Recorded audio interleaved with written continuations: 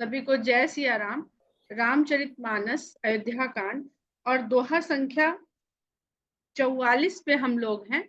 दोहा संख्या 44 इस प्रकार है कि दशरथ जी शंकर भगवान से मन ही मन एक प्रार्थना कर रहे हैं कि तुम प्रेरक सबके हृदय, सो मति राम ही देहु, बचन मोर तज रहा ही घर, परिहरि सीलु सने। सब कुछ त्याग दें। जो रामचंद्र जी के गुण हैं, जिन गुणों के लिए वो राम हुए हैं, बने हैं, पूजे जाते हैं, उन्हीं गुणों को चाह रहे हैं दशरथ जी कि राम त्याग दें। हम लोग इस पर बाद में आगे बढ़ेंगे।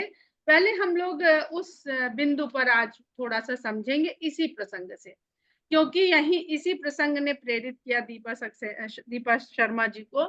एक उनके मन में जिज्ञासा, एक प्रश्न, एक विचार, और उस विचार का बहुत स्वागत है और बहुत धन्यवाद है कि उन्होंने कहा कि त्रिया चरित्रम पुरुषस्य भाग्यम देवो न जानाति कुतो मनुष्य। तो जो कैकेयी का चरित्र है, क्या इसी उक्ति को, जो भी कहेंगे, संस्कृत का हमें इतना ज्ञान नहीं है, उसी को सत्यापित करता है, सिद्ध करता है। ये यहाँ से आया कि वहां से ये लिया गया। अब हम लोग इसको स्त्रिया चरित्र और पुरुष के भाग्य दोनों को यहीं पर समझने का प्रयास करते हैं, कैकेयी और दशरथ के द्वारा। इस प्रसंग में हमारे पास स्त्री है कैकेयी और पुरुष है दशरथ। कैकेयी का जो चरित्र अगर हम इस पंक्ति में लगा कर देखते हैं तो वास्तव में इतना, आगे भी चौपाइयां मिलेंगी आपको इसी समय, जो इस श्लोक का जो भी उक्ति है इसको बखान करती हुई प्रतीत होंगे। तो कैकेयी के चरित्र को वास्तव में कोई नहीं समझ पाया, आज तक नहीं समझ पाया।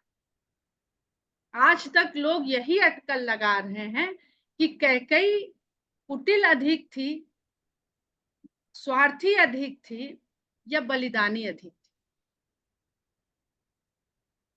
कैकेयी का ही चरित्र एक ऐसा है जो आज तक स्पष्ट ही नहीं हुआ है कि उसने अपने ऊपर कलंक लेकर के राम को राम बनाया था, या वो बहुत लालची हो गई थी, स्वार्थी हो गई थी अपने पुत्र के प्रति, राजमाता बनने के प्रति।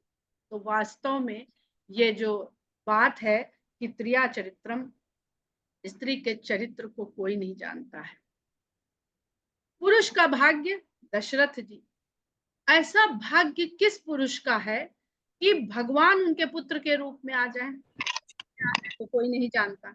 कोई दूसरा पुरुष इस संसार में देखने को नहीं मिलता है जिसके पुत्र होके उसके कहने पर, उसकी इच्छा पर, इच्छा तो हम लोग बहुत करते हैं, पर हम लोग को साथ में एक चीज ये भी सिखा दी जाती है ना कि अरे भाग्य में होगा तो हमें मिल के रहेगा, और भाग्य में नहीं हो, भाग्य में होगा तो कोई हमसे छीन नहीं सकेगा, और भाग्य में नहीं होगा तो हम चाहे जितने हाथ पैर मार लें, हमें प्राप्त होने वाला नहीं है। ये हम अपने आप को संतुलित बनाए रखने के लिए इस तरह की फिलॉसफी अपने जीवन में शामिल रखते हैं। और दशरथ जी का भाग्य ऐसा है कि उन्होंने इच्छा करी कि तुम्हारे समान पुत्र हो, उनको मिला। और भाग्य देखिए, कोई नहीं जानता है कि वही पुत्र उनसे छूट गया। उसी के छूटने से उनके प्राण चले गए। तो इसको कौन जानता था? जब पुत्र हुआ, राम के रूप में उनके यहाँ पुत्र आया, तो उन्होंने कभी नहीं सोचा होगा कि इससे बिछड़ना पड़ेगा और मेरी मृत्यु हो जाएगी। तो अगर हम देखते हैं तो वास्तव में कैकेयी का चरित्र यहाँ पर अथाह है, अगाध है, न जानने न समझने योग्य है। और न दशरथ जी का भाग्य। कोई समझ ले तो फिर उसको जो बात समझ में आ जाती है उसको हम कर लेते हैं ना। जब जोड़ घटाना गुणा भाग सीखते हैं बचपन में, तो कुछ बच्चे बहुत जल्दी सीख जाते हैं, कुछ को 8-10 दिन जुटे रहना पड़ता है, जैसे जैसे वो थोड़े से टिपिकल होते जाते हैं। तो जो सीख जाता है, समझ जाता है, उसको फिर से कर लेता है। तो यही यहाँ पर जो आपने बात कही। अब हम आते हैं अपनी जॉब, और यही साथ में हम मंथरा की भी बात कर लेते हैं, क्योंकि हम देख रहे हैं कि मंथरा का भी इसमें पूरा प्रसंग में एक कारण है वो भी।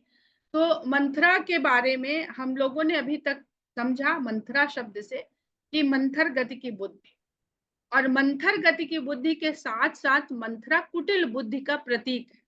अब यहाँ पर हम प्रतीकों के रूप में समझ लेते हैं। तो राजा दशरथ उस मनुष्य के प्रतीक हैं जिसकी दसों इंद्रियां उसके वश में हैं। दसों इंद्रियां वश में होने के बावजूद भी जब वह कैकेयी रूपी तमोगुणी प्रवृत्ति में, जिसके भीतर लोभ है, लोभ तमोगुणी प्रवृत्ति है, संतोष रजोगुणी प्रवृत्ति है, तो जिसके अंदर लोभ है, जब उसके प्रभाव में, उसके प्रेम में, उसके सामने अवश्य हो जाते हैं, तो फिर जो बुद्धि है वो कैकेयी के भीतर आई है, कुटिलता की बुद्धि कैकेयी के भीतर प्रवेश करी। जरूरी नहीं है कि सदा तमोगुण जो है वो आपको कुटिलता की ओर ही प्रेरित करे। कभी कभी क्रोध भी बड़ा सात्विक होता है, कहने में वो तमोगुण है। उधर हम नहीं जाएंगे वरना हम अपने विषय से बहुत ज्यादा दूर चले जाएंगे। तो मंथरा कुटिल बुद्धि की प्रतीक है, कैकेयी तमोगुण की प्रतीक है, राजा दशरथ मनुष्य के प्रतीक हैं, जिन्होंने अपने साधन से, अपनी प्रैक्टिस से अपनी इंद्रियों को अपने वश में, कंट्रोल में कर रखा है। और राम ब्रह्म है जो छूटेंगे ही छूटेंगे जब मनुष्य की वृत्ति तमोगुण की ओर हो जाएगी, और तमोगुण जब कुटिल बुद्धि से संचालित होगा। आगे हम बढ़ते हैं। तो अब आप लोग एक चीज और बहुत ध्यान दीजिएगा इन प्रसंगों से। कल एक दिन हम लोगों ने राम के संवाद की बात करी थी, तो राम संवाद किससे किससे करते हैं, इसको ध्यान दीजिएगा, फिर कभी इस पर चर्चा करेंगे, आज नहीं करेंगे। अब हम आते हैं दशरथ जी की प्रार्थना के ऊपर। सुमिर महेश ही कहाई निहोरी, बिनती सुनहु सदाशिव मोरी, आशुतोष तुम अवधर दानी, आरती हरहु दीन जन जानी, तुम प्रेरक सबके हृदय, सो मति राम ही दो। बुद्धि की बात कर रहे हैं, और कौन सी बुद्धि मांग रहे हैं वो तो कुटिल बुद्धि मांग रहे हैं। राम जो गुणों से परे हैं, मुक्त हैं, परे का मतलब मुक्त हैं, उनको कोई भी गुण अपने प्रभाव में ले ही नहीं सकता है, न सत्य न रज न तम। तो जब तीन गुणों से मुक्त हैं तो बुद्धि से तो परे हैं ही।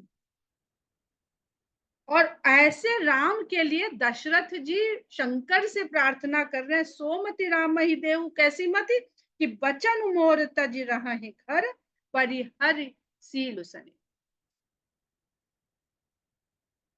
सारा शील और स्नेह त्याग दें और मेरे वचन को ना माने। तो यहाँ पर दशरथ जी किससे प्रार्थना कर रहे हैं? शंकर भगवान से। शंकर भगवान भी राम के भक्त के रूप में हमें मिलते हैं मानस में, और दशरथ जी भी राम के भक्त के रूप में मिलते हैं। अब जरा इन दोनों भक्तों की तुलना करके, तुलना जैसा शब्द नहीं कहना चाहिए, लेकिन क्योंकि हम समझना चाहते हैं, तो तुलसीदास जी ने इन दोनों को साथ में इस कथा में शामिल किया है। तो क्या कहते हैं, इस प्रकार के भक्त से हम क्या समझना चाहिए हमें, हम आज वो समझने का पहले प्रयास करते हैं। तो दशरथ जी का जो प्रेम है वो भी पूर्ण काम हो गए हैं, तब उन्होंने राम जैसा पुत्र, भगवान जैसा पुत्र चाहा है, और उस पुत्र को प्राप्त करने के पश्चात वो कैकेयी के वचन के आगे विवश हो गए हैं। और शंकर की बात करिए तो शंकर ने राम के प्रेम में सती आने आ गई थी, तो सती को त्याग दिया था मन ही मन। तो आप क्या भगवान के प्रेम में किसको त्यागने की हैसियत रखते हैं? अगर कैकेयी को त्यागने की हैसियत होती तो वैसे ही राम नहीं छूटते जैसे शंकर से राम नहीं छूटे।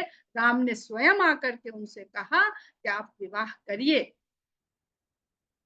तो ये भी एक बहुत गहरा अर्थ यहाँ पर है जो तुलसीदास जी ने यहाँ पे ये लिख दिया है कि आप जिससे मांग रहे हैं अपने ईश्वर, अपने इष्ट, उसको तो पहले समझिए, तभी तो उनको जानेंगे, उनका अनुसरण करेंगे, तभी आप भक्त होंगे। भक्त हम तभी होते हैं जब अपने ईश्वर के अनुसार जो उसने करके दिखाया है उसी तरह का आचरण अपने ऊपर ढालें। दूसरी चीज जो यहाँ पर समझ में आती है, शंकर जो सब कुछ त्यागे बैठे, अवधर दानी वैरागी की तरह पहाड़ पे पड़े रहते हैं, न कपड़े का ठिकाना है, न खाने का ठिकाना है, न मकान का ठिकाना है। उनसे दशरथ जी कह रहे हैं कि राम यहाँ राजा बन के बैठ जाए। तो अपने भगवान से भक्त ने क्या सीखा? फिर तीसरी चीज और यहाँ पे एक और समझने वाली है कि राम तो मनुष्य रूप में है। जब राम स्वयं मनुष्य के रूप में यहाँ पर लीला कर रहे हैं, तो भगवान के रूप में शंकर ही, दोनों भगवान हैं। लेकिन यदि एक मनुष्य है इस समय, तो दूसरा भगवान की तरह से व्यक्ति के सामने भगवान के रूप में प्रकट है, उसकी बुद्धि में बैठा हुआ, जो भी समझ लीजिए। तो क्योंकि दशरथ के लिए राम मनुष्य हैं, उनके पुत्र हैं, तो यहां से दशरथ का प्रेम प्रेम नहीं, मोह में परिवर्तित हो गया है। और शंकर भगवान ने स्थान भगवान का ले लिया है। आगे हम लोग देखेंगे कि राम किस प्रकार दशरथ जी से जब वार्तालाप करते हैं, बहुत सुंदर वार्तालाप करी है राम ने, जहां पर दशरथ जी शील स्नेह त्यागने की बात कर रहे हैं, राम जी न शील त्याग रहे हैं और न स्नेह त्याग रहे हैं। इतनी सुंदर चौपाइयां गोस्वामी जी ने लिखी हैं कि ये दोनों आचरण भगवान राम के वो प्रकट कर दिए हैं पूरे वार्तालाप में। तो आगे चलते हैं। अजस हो जग सुजसु नसाऊं, नरक परऊं बर सुरपुर जाऊं, सब दुख दुसह सहावहु मोहि, लोचन ओट राम जनि हूं। कहते हैं कि चाहे इसके लिए मुझे अपयश मिले और मेरा सुयश संसार में नष्ट हो जाए, और चाहे वचन त्याग हो जाने के कारण, वचन भंग हो जाने के कारण मैं नरक में भेजा जाऊं या स्वर्ग में, मुझे अब इसकी परवाह नहीं है। सब दुख दुसह सहावहु मोहि, मुझे तुम जितने भी पूरी तरह सहन करने योग, असहनीय से भी ज्यादा दुस्सहनीय जो दुख हो, भले ही मुझे वो सहवाइए, लेकिन लोचन ओट राम जनि हो, लेकिन मेरी आंख से राम ओझल ना हो। अब यहाँ पर आप देखिए तो तुलना करिए, इसके पहले ही दशरथ जी ने कैकेयी से कहा है, उस चौपाई और इस चौपाई की आप लोग तुलना कर लीजिए। कहते हैं ना कि जब तक जीवित रहूं अपना मुख मत दिखाना। और यहाँ पर कैकेयी को कब बोला उन्होंने? मोहित रहे, सोच विचार नहीं करा, और वचन दे दिया, राम की शपथ भी ले।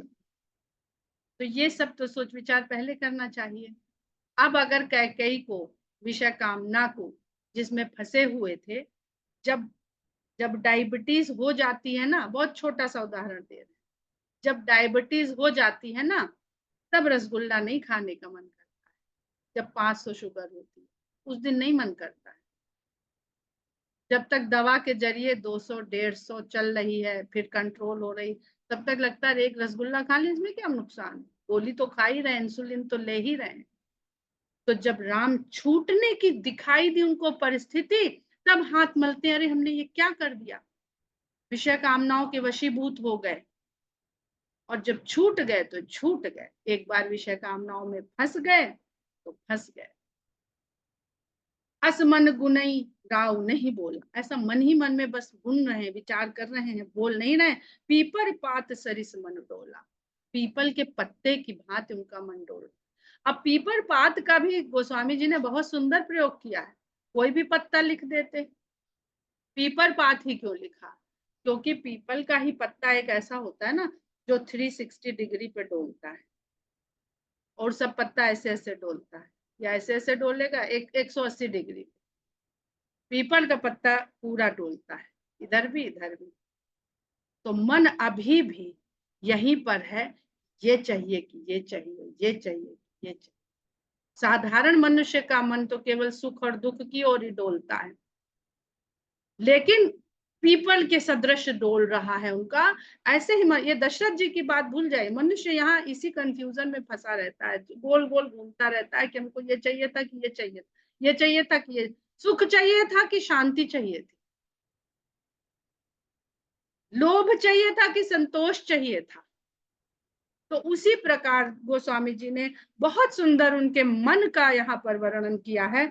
और रघुपति पितहि प्रेम बस जानी, पुनि कछु कहि सी मातु अनुमान। अब चरित्र वही कैकेयी जी का जो चरित्र है, जो समझ नहीं आएगा, कथा में भगवान राम वैसे ही कर रहे हैं जैसे एक पुत्र कैसे व्यवहार करना चाहिए जब घर में इस प्रकार का क्लेश की परिस्थिति बन गई। ये घरेलू क्लेश की परिस्थिति है, हर घर में कभी ना कभी बनती है। रिश्ते कुछ कुछ हो सकते हैं, बदल सकते हैं। राम ने पिता को प्रेम के वशीभूत जाना, जबकि दशरथ जी मोह में पड़ते जा रहे हैं, धीरे धीरे मोह में ही है वो।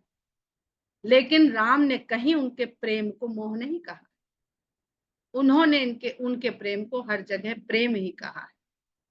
उन्हीं कछु कहे मात अनुमानी, और ये अनुमान लगा लिया है कि माता फिर कोई कड़वे वचन ना बोल दे, ऐसे वचन ना बोल दे जो अप्रिय लग जाए और पिता को फिर और दुख सहना पड़ जाए। वही हो गई कि ना तो इधर की सुन पा रहे हैं ना उधर की सुन पा रहे हैं। देखिएगा पूरे प्रसंग में दशरथ जी ने कभी कहा नहीं राम से बन जाने के लिए, वो नहीं कहे हैं कहीं पे, तो कैकेयी नहीं बोला है। देश काल अवसर अनुसारी, देश काल और परिस्थिति के अनुसार बोले वचन विनीत विचारी। रामचंद्र जी विचार करके बहुत विनीत वचन बोल रहे हैं। हमने क्यों कहा था कि रामचंद्र जी के संवाद को जरूर देखिएगा कि रामचंद्र जी जब बोलते हैं तो कहाँ कब किससे बोल रहे हैं उसके अनुसार जब बोलते हैं ना, तो वो सीखने वाली तो क्या ही हम लोग सीख पाएंगे, पर समझने वाली जरूर है वो चौपाइयां। बात कहूं कछु करूं ढिठाई, अनुचित क्षमब जान लरिकाई। क्योंकि यहाँ पिता और पुत्र का प्रेम चल रहा है, तो उसी रिश्ते से बात भी कर रहे हैं। कहते हे तात, अगर मैं कुछ कहता हूं तो उसे मेरा बच्चे की ढिठाई जान करके अनुचित होगा। माता पिता के सामने, बड़े अपने से बड़ों के सामने बोलना, आजकल के तो बच्चे, हम लोग भी अपनी भी बात करेंगे, बहुत माता पिता के सामने बोलते हैं, सलाह मशविरा देते हैं, सब करते हैं। और उससे ज्यादा हमारे बच्चे हम लोगों को सिखाते हैं। हम इतना सिखाए हैं तो वो हमें इतना सिखाते हैं। लेकिन रामचंद्र जी कैसे बात कर रहे हैं, अनुचित क्षमब जान लरिकाई। मैं ये कहने की धृष्टता कर रहा हूं कि आपके सामने बोल रहा हूं, तो इस अनुचित बात को मेरा लड़कपन जान करके क्षमा कर दीजिएगा। अति लघु बात लागी दुख पावा, काहू न मोहि कई प्रथम जनावा। इतनी सी बात के लिए आपको इतना दुख प्राप्त हो रहा है, आपने पहले ही मुझे जानकारी क्यों नहीं दे दी।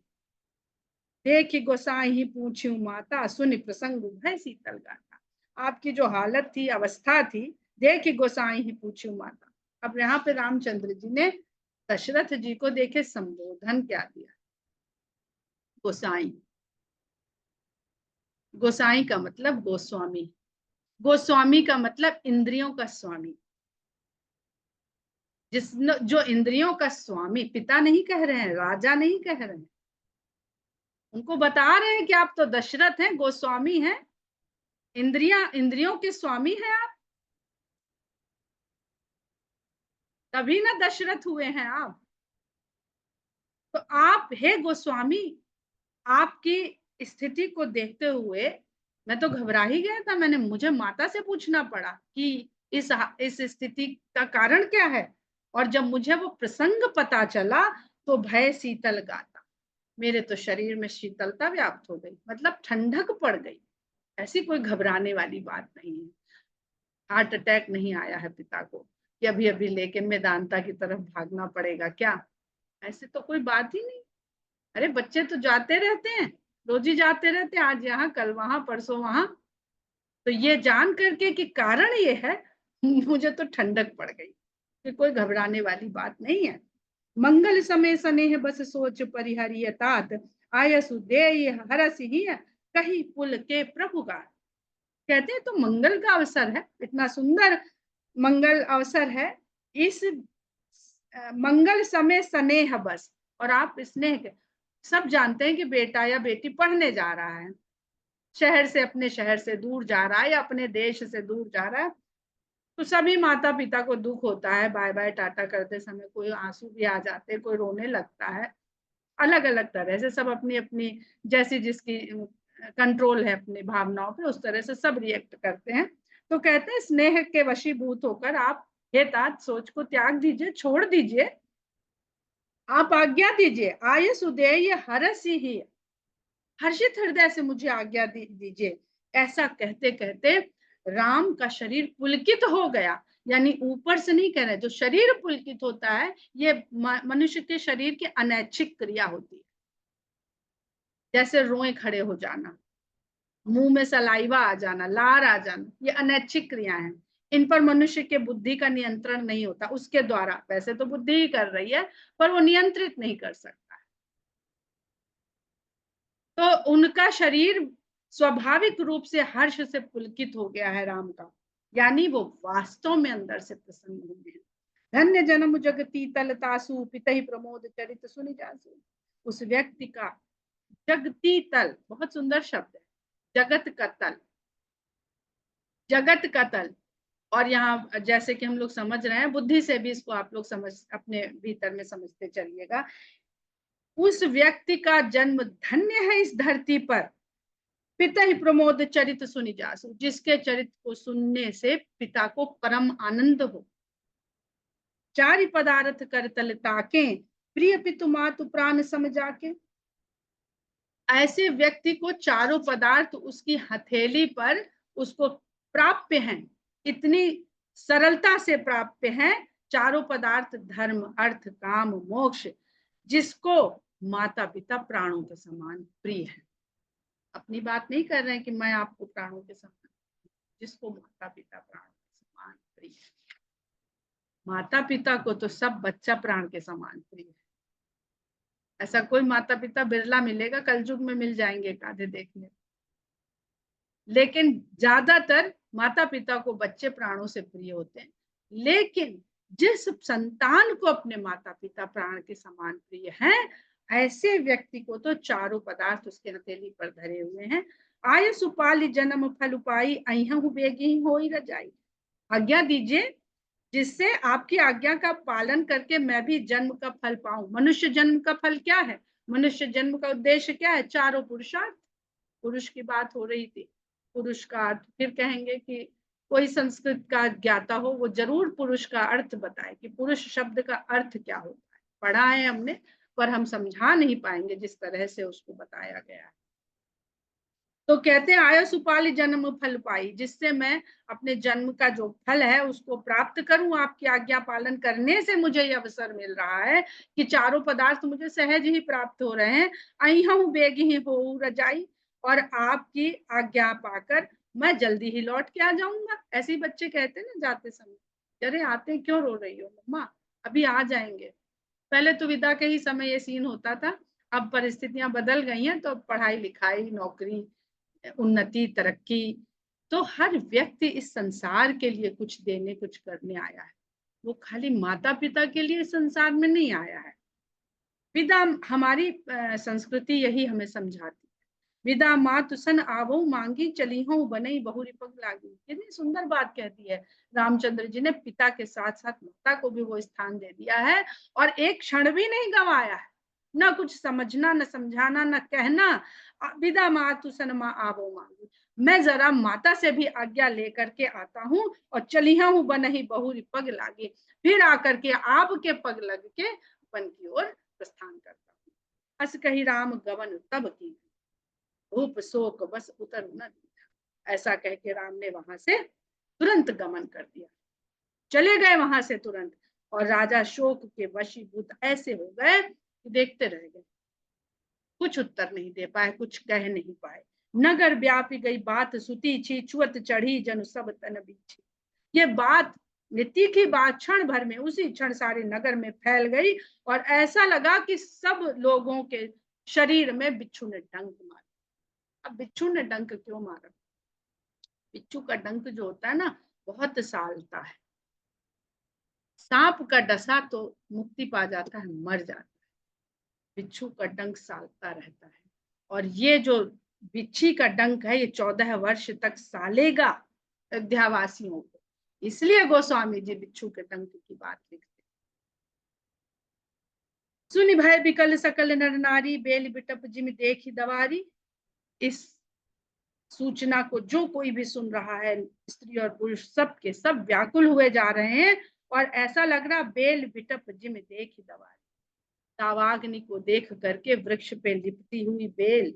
अरे इतने बड़े बड़े जंगल जल रहे हैं, हम कितनी देर पहले ही मुरझा जाते हैं, उसकी तपिश आंच से ही, जो कोमल लताएं होती हैं आंच से ही कुम्हला जाती हैं।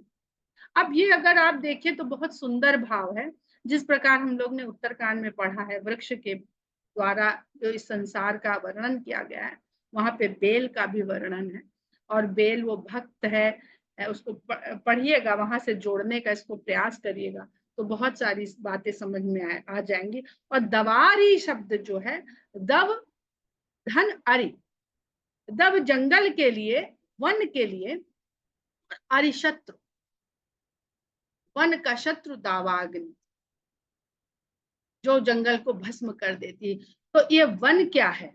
देखिए, वन शब्द को अगर आप देखिए तो वन शब्द भवन में भी व्याप्त है, वन शब्द जीवन में भी व्याप्त है, और वन शब्द वनवास में भी व्याप्त है, कॉमन है। अगर हम लोग वो निकालते थे ना HCF, हाईएस्ट कॉमन फैक्टर, तो ये जब लिखेंगे भवन जीवन वनवास, तो इसमें से कॉमन निकाल देंगे तो वन निकलेगा।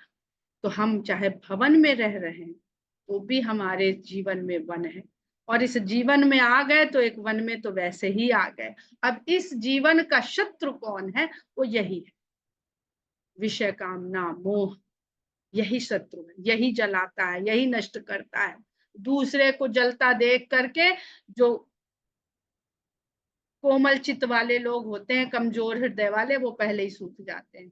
आधे से ज्यादा लोगों को कोविड में डिप्रेशन हो गया था, उन्हें कोविड नहीं हुआ, उन्हें डिप्रेशन हो गया था लोगों को मरते देख के।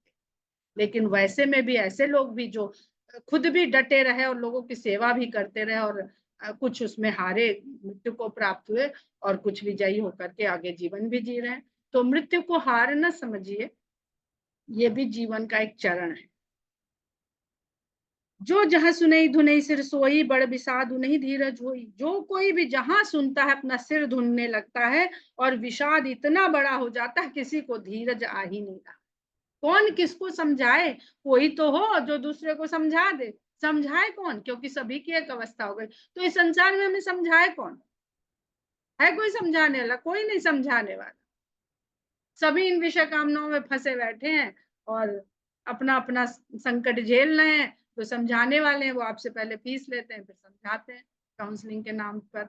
यहाँ से लेके अमेरिका तक, जितना जहां भौतिकतावाद है उतनी ही अशांति मनुष्य के जीवन में। मुख सुखाई लोचन श्रमहि शोक न हृदय समाई, मनहु करुण रस कट कई उतरी अवध बचाई। सभी के मुख सूखे, आंखों से आंसू की धारा बह रही है, और शोक हृदय में समा नहीं रहा है। ऐसा लगता है मानो करुणा रस ने अपनी पूरी सेना के साथ डंका बजाते हुए अयोध्या में निवास कर दिया हो, डेरा डालने आ गए। वही अयोध्या जहां अभी तक आनंद के, हर्ष के, उत्सव के, उल्लास के बाजे गाजे रोज बज रहे थे, वहां पर अब ये शोक और विषाद के डंके बज रहे हैं। तो जीवन में कभी ये मत सोचिए कि आज खुशी का दिन है तो कल भी खुशी का दिन रहेगा। आज खुशी का दिन है तो कल निश्चय ही दुख का दिन आएगा। इसको हमें ऐसे ही लेना है जिस तरह से राम का चरित्र, राम का व्यवहार, राम का आचरण हमें सिर्फ ये दिखाने के लिए। हमने माना तो वो दुख है, हमने नहीं माना तो वो दुख नहीं है, क्योंकि हमने माना कि ये सुख है तो वो हमको सुख लग रहा है। आशा जी बैठी हुई हैं, गीता में कृष्ण ने यही समझाया अपनी बेटाएं कि आप मानोगे तो ही दुख लगेगा, आप नहीं मानोगे तो दुख नहीं लगेगा। तो इसके लिए पहला सूत्र यह है कि सुख को भी सुख न मानो। ठीक है, आज बढ़िया खाने को मिल गया, ठीक है, इसमें बहुत प्रसन्न होने की बात नहीं है, भगवान की कृपा थी, आज मिल गया। कल नहीं मिला तो उसको भी भगवान की कृपा समझिए ना, उसको भगवान का कोप क्यों समझ लिया? क्योंकि भगवान ने तो कर्म बंधन से सब कुछ बांध रखा है, और आगे देखेंगे भगवान को बड़ा निर्मम निर्मोही, आजकल उत्तरकांड के शब्दों का वो कर रहे हैं काम है, तो वहां भगवान के पर्यायवाची मिलते हैं, ऐसे निष्ठुर है, निर्मोही है, निर्मम है, क्योंकि हम कर्म के बंधन में बांधे हुए हैं।